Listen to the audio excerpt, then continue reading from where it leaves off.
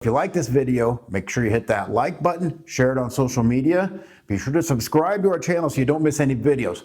We have a lot of new videos coming out, 3 to 5 videos a week coming out. So make sure you turn those notifications on. Now, if you have any questions or ideas for other videos, be sure to leave those down in the comments and I'll get back to you. Now we'll take a look at the 2-2-1 with more your typical press break. Now, any press break, if you're doing it right, is always going to end up the same. You can start it a million different ways, but it's always going to end up the same. So we're going to have the ball here. You're going to need a middle. You're going to need a ball side sideline. You're going to need a reverse, and you're going to have a deep diagonal. Okay, so no matter how they start a press break, teams should end up in this. All right, so how do we guard this? Well, again, we're going to ball pressure here. We can't let them look and survey.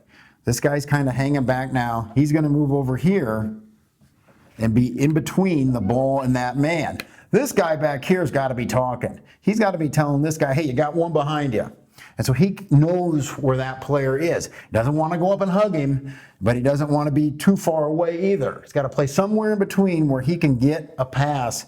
If this guy throws that pass, or if he takes off dribbling, he can stop him. Now, you're going to need to make adjustments. No matter what you do, any press, any offense, any defense, you need to make adjustments throughout the time, depending on how a team's personnel is, how their kids like to play, how their kids react to this.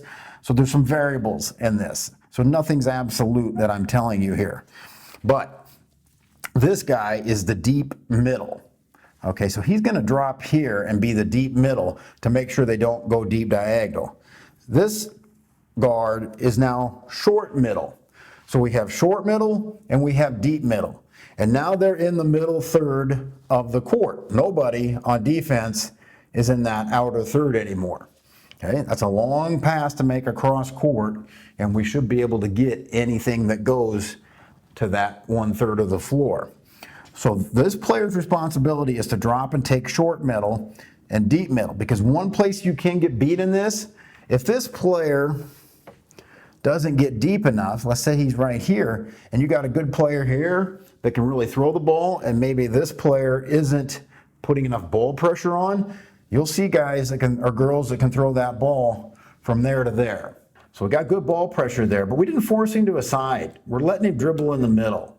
You got to get him to a side. Start pushing him to a side right away. All right, so he comes up and guards him.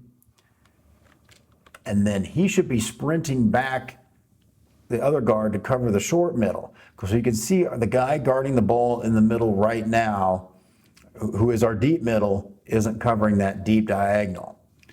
We can give up the reverse pass. So this guard needs to cover more of the short middle, and he's going to end up covering that middle guy, and then our deep middle guy can play off further, and they're not going to get that pass. And that's always going to be the case when you have a diagonal skip pass like that. It's because your deep middle guy is up too far.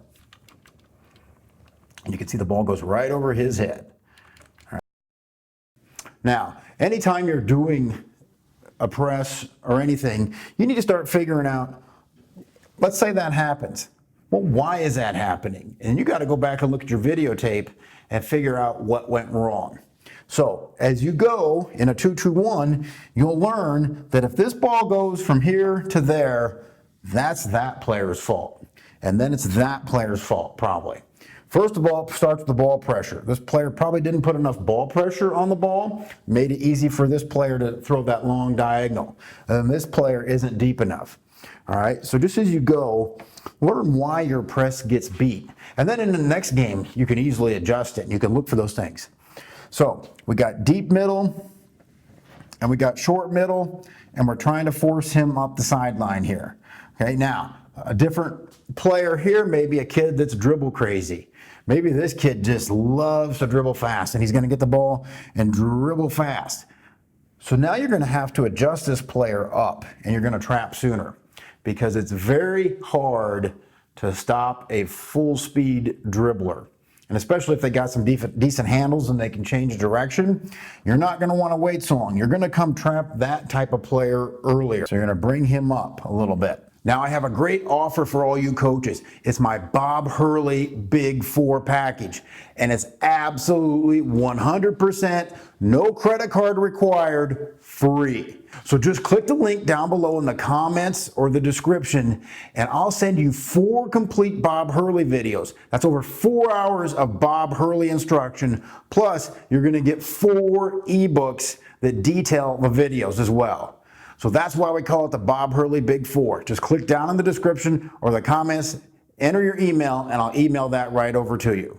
All right, now, this is great. This is what you want to do. Look at the ball pressure. He gets him dribbling up the sideline just like they want, and then here comes the trap. And then he throws it away. Let's see how we rotate it, though.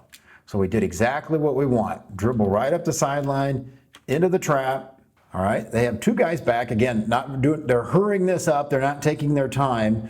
Not a very good press break, obviously, because they got 2 guys behind the ball. We should only have 1 guy behind the ball. We're taking away the next closest pass.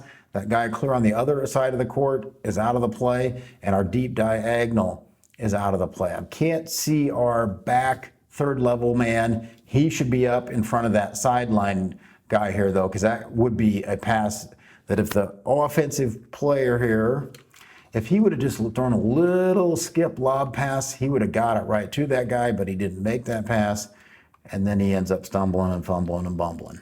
Now, if you'd like to have a great looking coaching board like this hanging on your office wall, just click the link down in the description and you can put your own team's logo on the board, and there's 3 different layouts that you can choose from.